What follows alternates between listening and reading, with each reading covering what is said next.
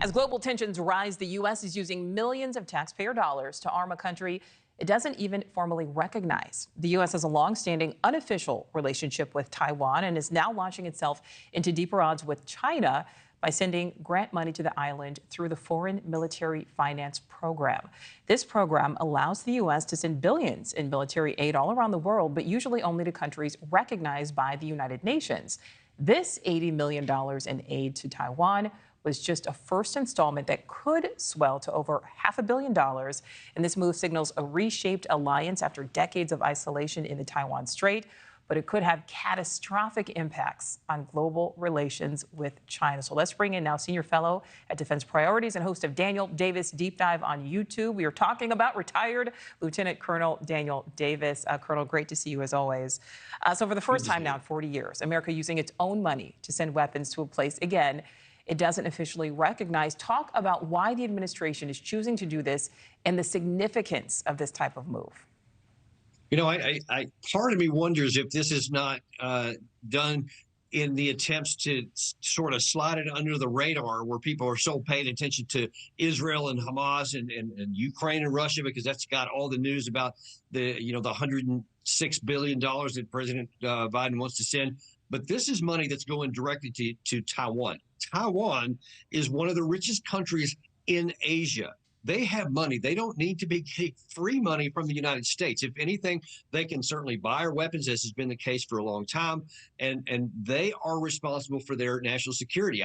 Too many people come to the opinion that somehow the United States is supposed to provide everybody's security. So we're supposed to do that because maybe China would attack someday. But look, I got to tell you, we're there to help, and we can provide weapons and sell them weapons if they can defend themselves. But ultimately, it's Taiwan that's responsible for their national defense, not Washington. You know, and Colonel, you talked about this. You know, there was certainly a lot going on all around the world. I mean, there always is, certainly right now, no exception. But how delicate of a balancing act is the administration dealing with right now? Because we have these tensions heightening surrounding Taiwan. We're in the midst of this ongoing war in Ukraine, this new war in the Middle East, which could obviously expand in that region, and we're concerned about that. Well, look, that's one of the reasons why I'm really concerned about, especially the possibility of the war expanding to draw us in the Middle East. And I think we talked just a couple of days ago, the risk that the U.S. faces with our troops on the ground in Iraq and Syria, that any one of those attacks that you mentioned actually just a few minutes ago could result in an American death instead of missing. And there'll be lots of calls for us to retaliate, possibly against Iran, which could draw us into a war. Because of all the military assistance and the money and the ammunition that we have sent to Ukraine over the last 21 months, our now national security capacity is significantly diminished, physically diminished from what it was before. Now, if you continue to add another 14 billion more, hundreds of thousands of more artillery rounds to Israel, and now then giving away more stuff to Taiwan, look, that continues to degrade our ability should we get drawn into a war. And I don't think that gets enough of the focus that America can help others, but we have to ensure our own national security capacity to defend our country. We are certainly on the same page here, Colonel. My next question here, I mean, how squeezed right now is our weapons supply? How much more can we give without potentially harming ourselves in the process? Because we know at some point that could certainly happen.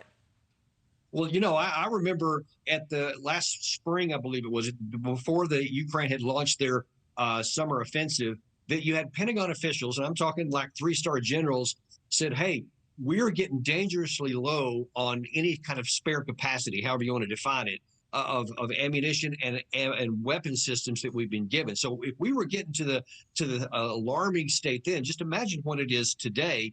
And look, there's just not lots of spare capacity. Now, we have lots of tanks. We could give them tanks, artillery pieces, Bradley fighting vehicles, even more artillery shells. We have them. But again, it comes at the cost of our capacity, because when you get through the fat and into the muscle and maybe down to the bone, if we have the unexpected need, now then, who's going to be giving stuff to us to sustain a war if we have to? And that's what we need to be paying attention, because we just don't have it. Well, great discussion as always. Lieutenant Colonel Daniel Davis, certainly appreciate your time. Thank you. Thank you for watching. Go to newsnationnow.com to find News Nation on your television provider. And don't forget to click the red subscribe button below to get more of News Nation's fact-driven, unbiased coverage.